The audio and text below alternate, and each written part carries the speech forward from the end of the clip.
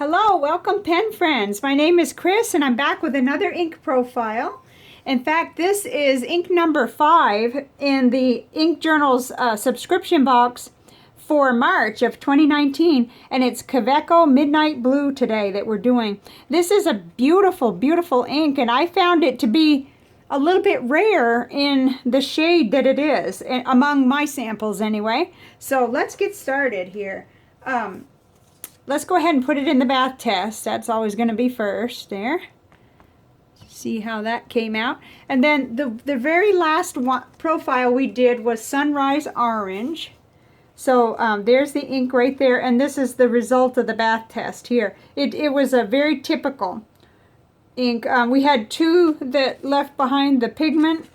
We had Smoky Gray and then Summer Purple that left behind the pigment, and then we had Caramel Brown that disappeared and Sunrise Orange. So I'm going to keep those all together and we'll see what our final result is here.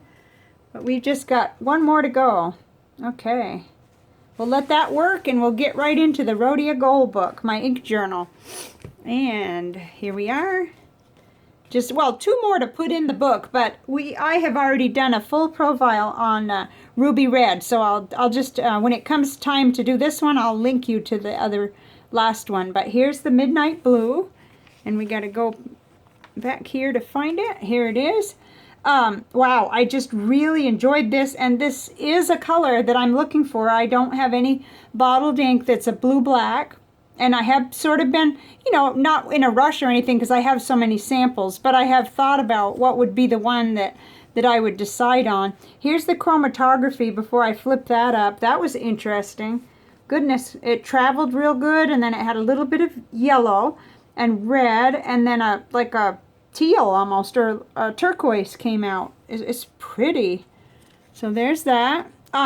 Once again, like all the others, I'm finding them available lots and lots of places. I just jot down places that I'm likely to order from in my book. Anderson Pens had a 30 ml bottle for $14, $3 for 6 cartridges, and then $2.50 for a 3 ml sample. And then Jet Pens carries the 30 ml bottle for $15 and the cartridges for $2.20. So if I was ordering already something from there, that would be a good little place to get it. And Goulet Pens also carries 6 cartridges for $3, but they didn't seem to have the bottles. So here we are in the broad nib on the Rodya, and this is kind of an ivory color or cream. It's not white. So, and then down here we drop right into the Lamy fine nib, and it did so well with that nib. I was really impressed because it doesn't always happen that way, and I like that. You know, at first this reminded me of Oxford Blue, and I pulled out my Oxford Blue, and then I realized, no, that, you know, it is different than Oxford Blue, quite a bit different. And I think that Diamine Oxford Blue might be a lot drier, because I love the way this flowed, and it also had a very subtle red sheen, which is good for me because I don't like heavy red sheening, not all that much anyway. It usually doesn't bother me as long as it doesn't take over, you know, take over the writing. So nice, very nice. Okay, let's start on the other 4 smaller notebooks. We've got the Leuchtturm 1917 dot grid. This is the small size, and here it is. Looked really good in here. This paper does really well. It really does with fountain pen ink. And then there was no bleed through at all. So here it is on the broad Yo-Wo nib and then the fine Lamy nib. And I put a little heart because I really like this. I could write with this a lot. In fact, this will be a good thing to have for the Perkeo or Perkeo. I'm not sure how you say it. The Kaweco pen that I have. I'm going to enjoy this color in there, I'm sure. I'm thinking about getting some cartridges if next time I place an order with jet pens. So, okay, there's that one. And then here is the little CVS Memobook caliber, CVS caliber Memobook, 6 inches by 4 inches. Oops, have a good marker in there, and there it is. This is pretty phenomenal when it holds up in a fine nib on this paper. You know you got a good keeper. because it generally flattens the ink quite a bit, but it looked good. I liked it. It definitely looked good. Let's see if there was any bleed through. No, it shadowed some, but it held really good on the paper. And I thought that would be just fine. Now, granted, it looks better in the broad nib, but I often say that about lots of inks. Okay, here's the little Nemesis Notebook. Filling up really fast. I hate to see this one go. Okay, here it is, Kaweco Midnight Blue. It starts off looking almost black. That's what I'm seeing with my eyes and through the camera. Let's see if we can get it a little closer. Because this is a glass nib for this test here. It's the Moon Man Mini glass nib. I wrote down consider a bottle. I must really like this because it's a little expensive for such a small bottle. But still, it's such a nice ink, so... And it never had to be re-dipped or anything, and I don't see any fading. I don't see any loss of color from start to finish, except maybe right there. And that could have been when I twisted. You know, you kind of twist the nib to get the best out of it and keep it flowing. And that just could have been that part of the nib, I guess. Okay, so the last notebook is Live Notes by Pen Gallery. It's 68 GSM, 5mm dot grid paper. And a little like an insert kind of a booklet. Okay, so here it is. Looked really good on here. Make sure you can see it as best as we can make it. And the broad nib and the Lamy fine nib. Very nice. And I think I can see just a little tiny bit of, excuse me, red tint. But it's very subtle and it's not translating too good to anything but the eye. And we had no bleed through even where it's painted in. So that was a nice experience, but I just wanted you to be able to see in each of these what it looks like color-wise and how it comes across. So, okay, I guess I better keep this handy because I'm going to show you the other Tomoya River paper that I do have is the 52 gram Tomoya River paper on white, and the red sheen was much more pronounced on this. You may even be able to see that through all this rig here. It's all around where it collected on the edges. It's red, and sometimes you catch that on your lettering too. It just depends. I'm more likely to see that where I've printed, but it's just really pretty. And I did distinctly notice that, you know, it had a lot more interest, a different look on the 52 GSM paper, which is here on the right, and then on the left this is the 68. So that's just so you can kind of compare. Okay, now Clairfontaine, a 90 gram French ruled paper. We're getting it filled up. I guess I was not very conservative of space, and so I've only gotten 5 on here. Here it is, the Kaweco Midnight Blue in broad and then Lamy fine nib. Nice. Let's turn it over. Oh, I didn't turn over the... I never do. The 52 gram Tomoe River paper, it does bleed through where you paint it on heavily, so artists take note. Just in case that matters to you. You may want to use the other paper, the heavier one. So there it is. And then on the Rodya, good experience there. No sheen. No red... I couldn't see it on here. I couldn't see it on Clairfontaine either. It was just on Tomoya River paper. But it does look nice, though. That's a nice blue-black. That's a steady color that you could write in any setting, I think. And you wouldn't... I don't think most people would get sick of seeing that. It's not obnoxiously bright. It's just really nice. Okay, and no bleed through on that one. Okay, last of the paper samples until we get to the... visual journal, that is, a watercolor paper. It would be Hamlin Optic 90 gram paper. And sometimes we'll get sheen on that, but let me hold it up where I can see. No, I'm not seeing any. But it still looks nice. And it looks nice in both nibs, the broad nib and the fine nib. So, there you have it. No bleed through at all. This is really good paper. I've been using it quite a bit. for letters. Okay, let's, on our way to the panel, we'll check in. Okay, we got a kind of a medium result here. You could still read it, but it's not strong like those first two. It's not like Smoky Gray or Summer Purple. It's faded more. It's more of it's gone. So we'll let it do its exact test like I always do. When I finish and wrap up, I put it on a paper towel to dry right after I finish this. So okay, here's our panel, which I right away made a mistake on, but I covered it up because I put Noodler's Hudson Blue up there on the right, and it totally looked like a, just ridiculous. In other words, it wasn't anywhere near anything. So I covered it up with a Robert Oster Gray Seas. But here's our ink of the day, Kaweco Midnight Blue, right in the middle. And I'll tell you, I couldn't find stuff that looked like this. I just couldn't find other inks that really looked similar. It has a unique look among my samples, and I'm going to show you in a minute, not to make you dizzy or anything, but the other panels that I scoured over from the past to see if I was just not, seeing it right, because I've got it here by itself, and I'm able to go and look on everything we've already done, and so I get a good comparison. But gosh, this is unique, among what I have. So, and again, I don't have everything. But I had been trying to figure out, well, which one of these looks the most like it. I can see such distinct differences in everything that I really couldn't say. It would just come down to, with practice, which color do I like the best. And there's something about this one, because I do remember I liked the Tasha AO Girl, and that is right up here. Let's see.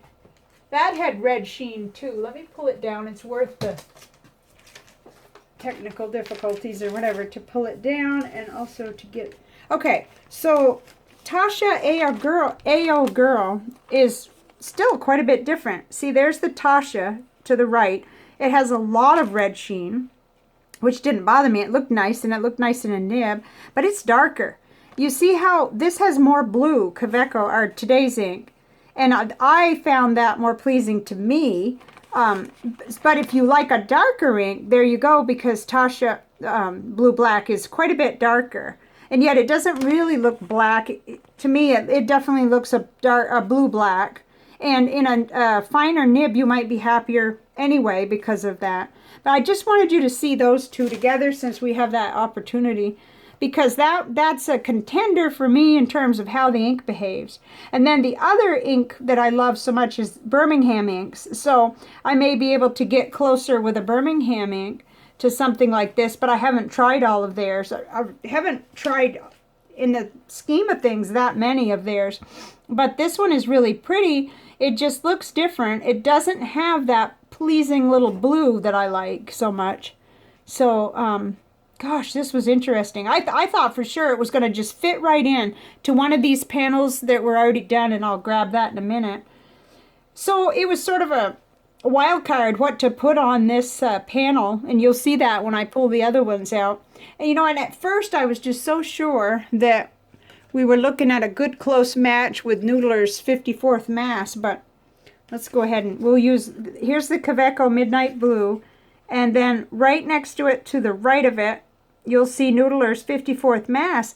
It's not even in the ballpark. Forget it. It's so, although I love that one too, this is different, and it does touch on something that I seem to really like myself. So that's personal preference. But what else can I say about this? Really, I felt like Caran d'Ache Magnetic Blue kind of had some inner workings that were similar. It compared well, but then with the actual shade of it, no, it just doesn't look the same at all. And then I realized later that Papier Plume de Blue, I don't even know whether that's available. I probably shouldn't have put it on there, but okay. So now we've seen the panel that I did prepare for today. Let's look at some of the others that I combed through, trying to see, what the heck, how to classify this. So here's today's ink, Kaweco Midnight Blue, and we can just kind of circulate it. Well, this was on the panel, the Caran d'Ache Magnetic Blue, and then there's 54th Mass there to the left, and then Aurora Blue Black. Gee, I had that on there, didn't I? Huh. No, I guess I didn't end. Oh, yeah, I did. I had Aurora Blue Black on today's. But even though it just does not really compare fully with it. And then there's the Pilot Roshizuku Shinkai there. And then, of course, the one that we really got a comparison with, Tasha Aoguro. And Fountain Pen Revolution, that was on the panel, but you can see that there's miles apart. They may be in the same ballpark, but they're not really on the same base. Okay, Noodler's Blue Black, that couldn't be more unalike if you tried. And then Diatramentis Night Blue Sherlock Holmes. That's much lighter, but you're kind of getting close, but like dialing down the blue, I guess, with the Sherlock Holmes. And then, okay, no comparison with Rohr and Klinger Vert de Gris there. Okay, so that's just one, and then there was another one. Probably there's a lot of repetition, but I'll go to some of the ones I know. Like Bunga Box 4B is a really pretty blue that I like, but it doesn't have that distinguished kind of almost navy blue look that Kaweco Midnight Blue has. I like it for that, I think. You know, and this is beautiful too. Okay, here's another Pilot Roshizuku ink. I don't know how to say that one, but there it is. You can probably see it. Tsuki Yo. Yo. Okay. It has slight red sheen, and but it's a lot lighter. It's not the same at all. Okay. Diamond Twilight, forget it. Okay. So we're starting probably. And then, of course, the panels. Oh, gosh. We got. Okay, there it is beside a one that I labeled Kaweco Blue, but I'm not sure. There may be more to that name. And then we start to see quite a bit of repetition. Yeah, Diamond Twilight, Diatramentis Atlantic Blue. And then we get off track because these are not what I would consider blue blacks, but it just shows you how many blues I actually have to compare it with, but we aren't really getting close. Not really. So, all right. I think that's enough of that before we get dizzy. Let's go ahead and look at the visual journal before I run out of time here. Okay. So, oh, and I wanted to kind of check in. I said that I probably would go ahead and do Noodler's Rome Burning. I couldn't help myself. I had to try that. Even before I've gotten this ink in a nib, right here what you see is me dipping it in the glass nib, so it's almost like a medium nib. But I wanted to see what Noodler's Rome Burning looked like. This is one ink, guys. This is where it's at. This is how Nick Stewart gets such good results. He tests and tests and tries all of them, and then he figures out which ones work well. Because it looks like you're using at least 3 or 4 inks, right? But it's one. And you've got your gold, you've got your purple, you've got yellow and other shades of gold coming out. It's just gorgeous. You should have seen it as it was drying. It was really something. And here, you know what it usually looks like, our little petri dish. It looks usually kind of funny looking, but that's just, you should have seen it. You'd have to see it go down. You just paint water onto your 140-pound watercolor paper, and then you take the end of your paintbrush and just dab, and it just does all this neat stuff, and you can watch it happen. It's just, they ought to do this as science. Maybe they do in school. Okay, but for our ink of the day, which, wow, I can really get off track. Here's Kaweco Midnight Blue, and it kind of does look kind of stormy, and it looks like we got a tree going down and another one being blown to pieces, but it has a little complexity because it has that bright blue that came out in that chromatography, or whatever you want to call it, turquoise, or its shades and edges, and there's a little pink or light magenta coming out. And then, of course, this didn't really do too well. It kind of faded out, but it's still interesting. So that was fun. All right, I got just a couple things to say, kind of off topic. I promised that I would introduce my little cat. I have done this in the past, but someone made a comment recently about please introduce your little kitty that sometimes meows. And this is Willy. He has rescued us after our other tabby died. Two days after our tabby died. He's a look-alike to Tony that we had for 13 years. This cat just appeared in our yard, and I kid you not. And I'm kind of a cat watcher and a, you know, kind of a guardian of cats. So when I comb back through all my little pictures I take of neighborhood cats that come by, I do now know I had a picture of him when he was a baby that the mother brought him here one day, but she didn't stay, and I had been seeing them down the road. So this is Willy, and I'm trying to train him. I'd like for him to be an all indoor cat, but you know, with almost 2 years living outdoors, he does have his ear clipped. I don't know if you could see that. Someone did get him neutered, and it was like right before I was ready to take him. It's amazing that we weren't trying to trap him at the same time. So he's been released, and he's allowed to be here, you know, even though, well, there's rules about that, and they're allowed to be in their community, and they don't pick them up. Unless they maybe get diseased or don't look good. But I look after him and feed him and have been trying to, you know, get him used to the house. But he comes in when it rains. He's not dumb. And he comes in to eat. So, okay, the other thing is that my KWZ Hawaii Blue finally arrived today. This is ink that I got in kind of late. It's not Hippo Noto's fault. It's that by the time I saw about this and realized I really wanted it, I was a late pledger or something. So it was a long wait. I think it was like October, then it was December, and now I just got it today. So this is one that we'll be able to look at more, depending on the light, depends on what it looks like. But it is a beautiful, bright blue, like Hawaii Blue it's called, and so I'm excited about that one. I had been sent a sample between, you know, while I was waiting, which was so nice by a pen friend. So that was just amazing. I got to see it and everything. I think that's everything. Gosh. Okay, then that means, let me just show you that the next ink will be the Royal Blue, Kaweco Royal Blue.